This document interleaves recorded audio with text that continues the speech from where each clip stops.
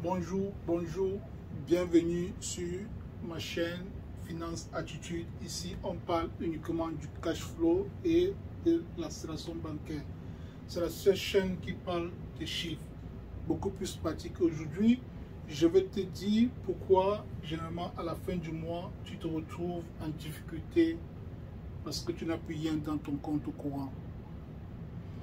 Lorsque tu reçois ton salaire tous les mois, n'est-ce pas, et tu payes, n'est-ce pas, les dépenses, tu payes, n'est-ce pas, les différentes factures, n'est-ce pas, à ce niveau-ci, qu'est-ce qui se passe? Voilà ton salaire, et en dessous, tu as ton compte d'épargne. Pour ceux qui ont, n'est-ce pas, certaines personnes, ils aiment, bon, il y a des gens qui ont le compte d'épargne, donc ton compte d'épargne ici, et là, c'est le compte courant.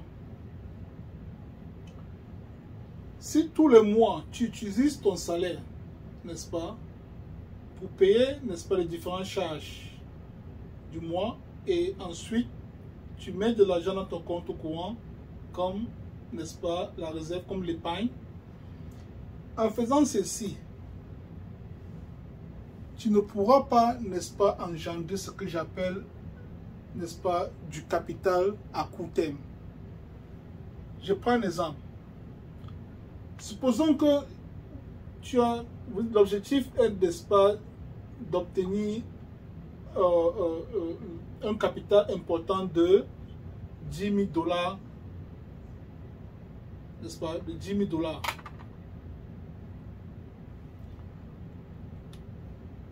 $. Et que vous avez un salaire de 2500 $, n'est-ce pas? Et les dépenses s'élèvent à 1750 $ tous les mois. Vous constatez immédiatement que chaque mois, vous allez mettre de côté 250 $. Et si vous faites rapidement le calcul, n'est-ce pas? Là, ça va nous prendre beaucoup d'années pour obtenir, n'est-ce pas, les 10 000 $. Parce que si vous faites tout simplement 250 fois 10, nous sommes à 2500. Ok? Et là, fois 10 encore, nous sommes à 2500. Donc, il doit vous falloir minimum, n'est-ce pas,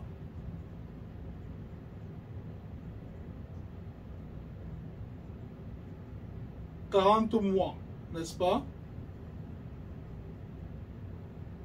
Là, vous avez 10 000 $ au bout de 40 mois. So, nous sommes déjà, 40 mois, c'est plus de 3 ans. Ok? Et là, vous devez être vraiment très, très discipliné. Ça veut dire que vous devez vraiment être discipliné pendant tout ce temps-là. Vous voyez? 40 mois de discipline. Et vous mettez de côté uniquement 250 $. Vous voyez? Ça prend assez de temps. Or, qu'est-ce qu'on fait? Là, on vous dit non, stop. Ne faites plus ceci. Si j'ai des dépenses et que j'ai des dettes, n'est-ce pas? Supposons que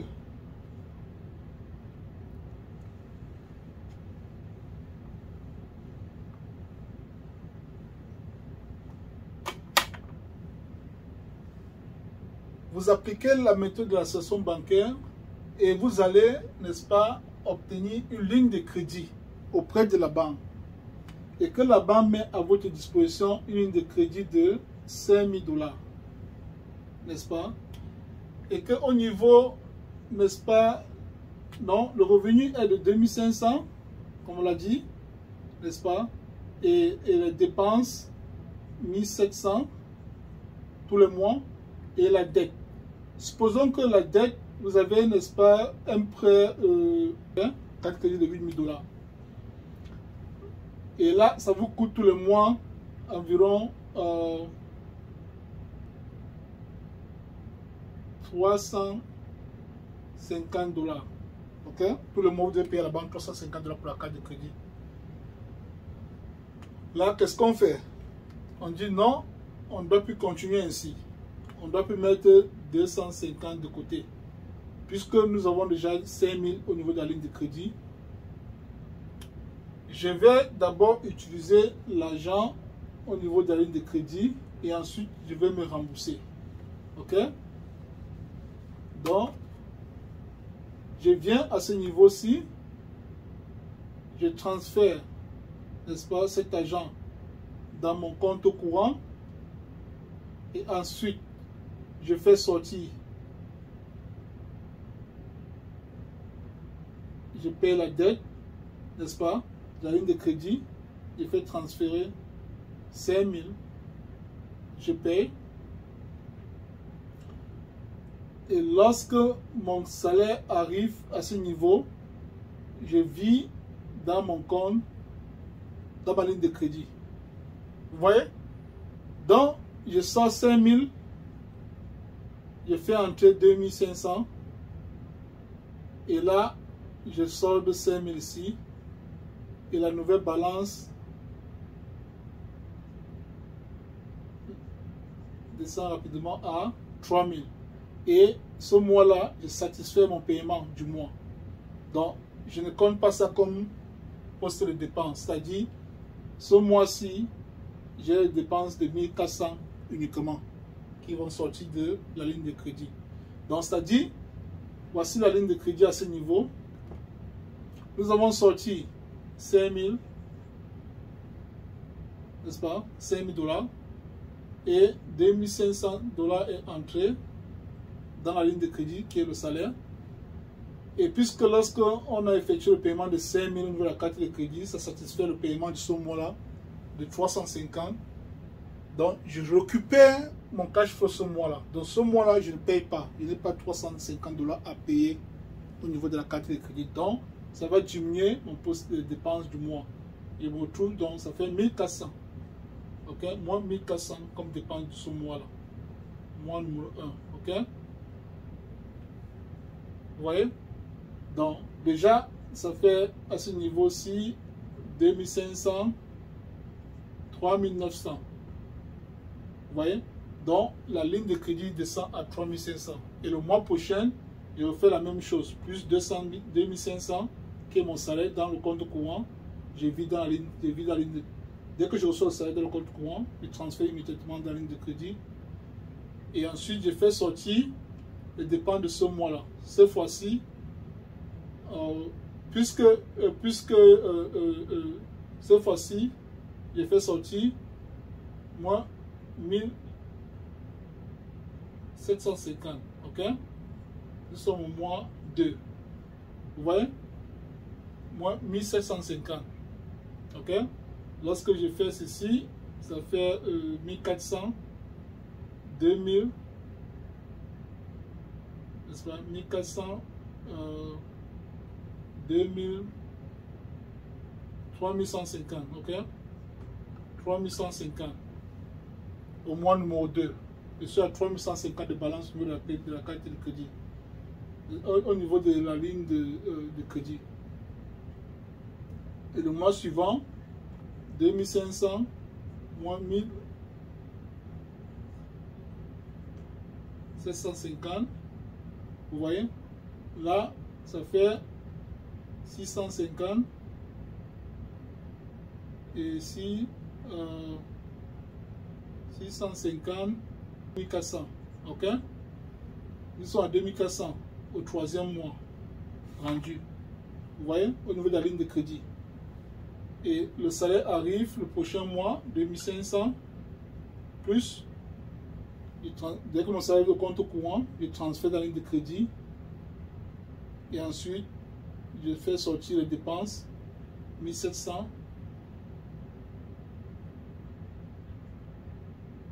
1750. Là, nous sommes à moins, ça fait 1650. Ok? La balance est à 1650 pendant ce temps-là. Nous sommes déjà au 4e mois. Mois numéro 4. Ok? So, mois numéro 4. Et j'ai fait plus 3 paiements de de 300 $, de 350 $, ok? Donc, disons que 150 $, donc on fait 3 paiements de 350 $ à partir de ce mois numéro 2, n'est-ce pas? Là, donc 2 paiements déjà, donc 3 paiements à partir d'ici. Un paiement de 1750, 1750, 1750, ça fait 3 paiements, ok? Donc ça fait 3 paiements effectivement, ça fait 3 paiements. Là, nous sommes déjà à 350 fois 3, ça fait 700, 1050, ok? 1050. Donc lorsqu'on fait 3000 moins 1050, supposons que 150 sont des intérêts. Nous avons la balance de 2000 au niveau de la crédit card. Là maintenant, au prochain mois, puisque je suis à ce niveau-ci, j'ai la ligne de crédit. Balance 1650, n'est-ce pas? Je vais immédiatement transférer 2000 $, n'est-ce pas? Je transfère 2000 $ là, dans la ligne de crédit au compte courant, 2000 $, et je viens solder, n'est-ce pas, les 2000 $ qui restent au niveau de la carte de crédit. Donc ça fait moins 2000 $ au niveau de la ligne de crédit, puisque je sors de l'argent de la ligne de crédit. Je sors 2000 $, ok, pour satisfaire la balance. Nous sommes au 4e mois, et dès que mon salaire arrive, je mets là 2500 de salaire et je n'ai plus de charges. Dès que je fais cela, n'est-ce pas, mes dépenses descendent immédiatement à, ça fait moins 350, donc je suis maintenant à 1400 comme charge. Je n'ai plus 1750 puisque je ne paye plus.